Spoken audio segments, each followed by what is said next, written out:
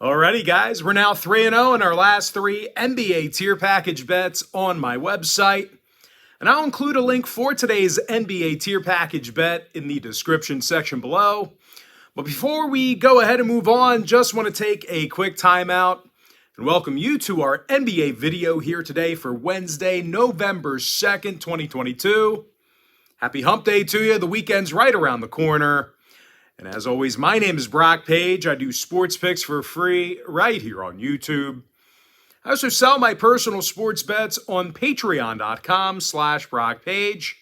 And once again, guys, I'm 3-0 in my last three NBA tier package bets on that site. And just remember here, guys, if you sign up for that package here today, you're going to get access to that membership for the next 30 days.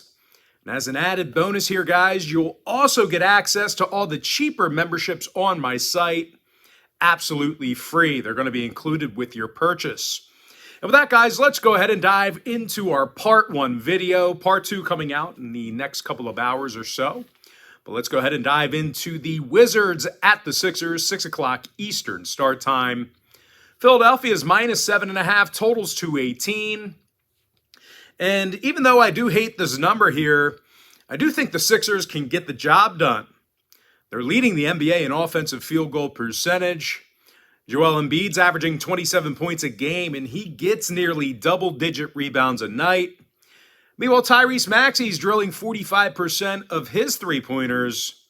Meanwhile, on the defensive end, well, Philly's in the top 10 in fewest points allowed.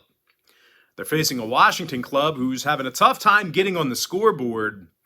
These guys are actually in the bottom 10 in the NBA in points per contest. Meanwhile, defensively, they're one of the worst in the East in defending the three ball.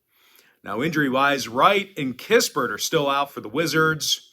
Meanwhile, for Philadelphia, it does look like Joel Embiid has some kind of non-COVID-related illness, so keep an eye on his status by tip-off. A lot of times, Joel Embiid ends up on the injury report as questionable, and he ends up playing. So I'm pretty optimistic we will see him in this game here. And when it comes to the total, Washington went 4-3 to the under in their last 7. Meanwhile, Philly saw unders against the likes of Toronto, Indiana, and San Antonio. I'm going to lean toward Philadelphia, -7.5, and the under 218. Next ball game, Hawks, Knicks, 7:30 p.m. East. The New York Knicks are -2, totals 233. Now, the Knicks have done a nice job of scoring and rebounding. These guys are averaging 118 points a night, and they're in the top 3 in offensive boards. Julius Randle, he's averaging nearly double-digit rebounds a night, and he's one of the team's leading scorers. Meanwhile, Evan Fournier's been a threat to shoot the long ball. He's actually making over 40% of his three-pointers. Now, they're facing an Atlanta squad who lost their last 2 straight, and they have a tough time rebounding the basketball. These guys are currently in the bottom 10 in both offensive and defensive rebounding. And speaking of defensive play, these guys are allowing 117 points a game. Now, injury-wise, Bogdanović is still out for Atlanta. Okongwu is questionable. Meanwhile, for the Knicks, Reddish and Grimes are questionable for them.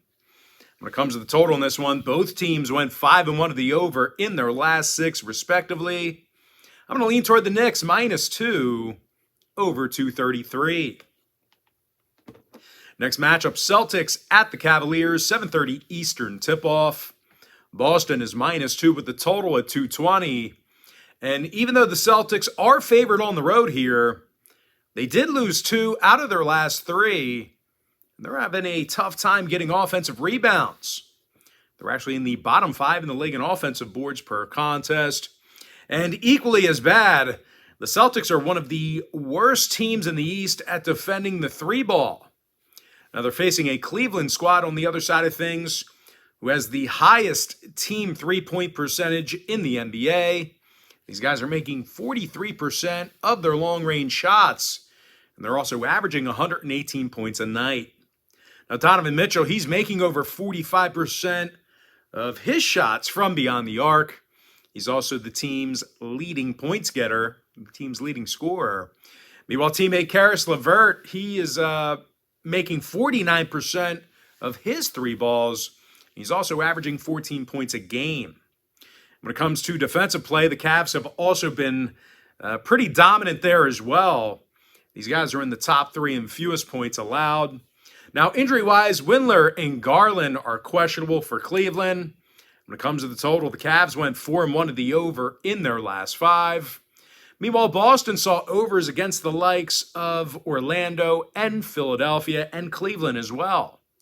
I'm going to go ahead and lean toward the Cleveland Cavaliers +2 and the over 220. And with that, we're going to jump into our next and final matchup for part 1. It is going to be Kings at the Heat, 7:30 Eastern start time. Now, Miami's -6.5, totals 222. And even though the Heat's been good mostly on defense, they do struggle with guarding the 3-ball. They're letting their opponents make nearly 40% of their 3-pointers against them. When it comes to offensive play, Miami is one of the lowest scoring teams in the East. They're currently in the bottom 5 in the entire league in points per game. They're also in the bottom 3 in offensive boards.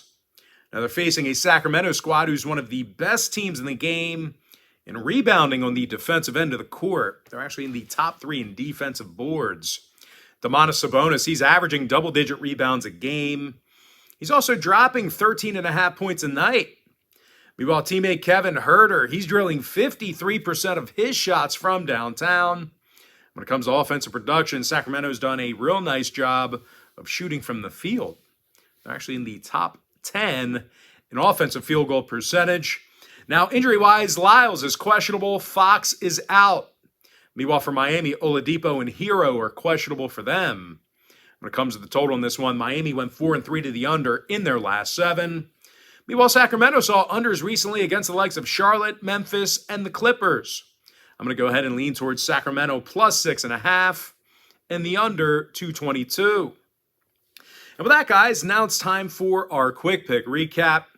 I like the Sixers -7.5, under 218. Give me the New York Knicks -2, over 233. Cleveland +2, over 220. And before I give you my next and final free pick for the video, one final reminder that we are 3-0 in our last 3 NBA tier package bets on my website. Give me Sacramento +6.5, under 222. And with that, guys, that's going to do it for me. Don't forget to check me out on my website. And just another reminder, guys, if you do end up signing up for that NBA package, you're going to get access to that membership for the next 30 days. And as an added bonus, you're also going to get access to all the cheaper memberships on that site absolutely free. They're going to be included with your purchase. But most importantly, guys, got to thank you for joining me right here on YouTube. Really hope you enjoyed all this great free content, all this great free information. And with that said, guys, happy Wednesday to you. Happy hump day to you. And I look forward to seeing you later on today on my website. I actually look forward to seeing you later today in our part 2 video, but I do look forward to seeing you later today on my website at patreon.com/BrockPage.